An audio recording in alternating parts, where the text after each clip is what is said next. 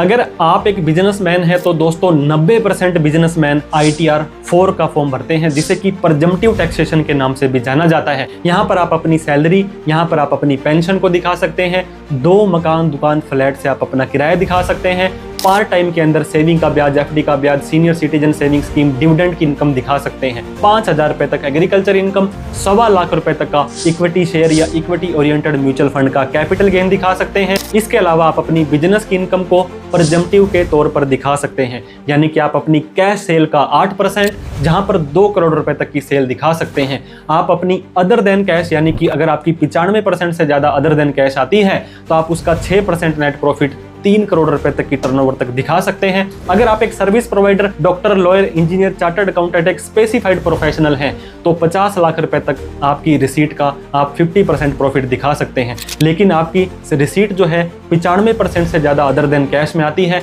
तो दोस्तों 75 लाख रुपए तक आप अपनी रिसीट का 50% प्रॉफिट दिखा सकते हैं। ITR 4 को दोस्तों आप बिल्कुल सही तरीके से विद बैलेंस शीट भरें, क्योंकि यहाँ पे फाइनेंशियल पर्टिकुलर ऑफ बिजनेस मांगे जाते हैं। गलत ITR भरने से अच्छा है किसी प्रोफेशनल की हेल्प लें।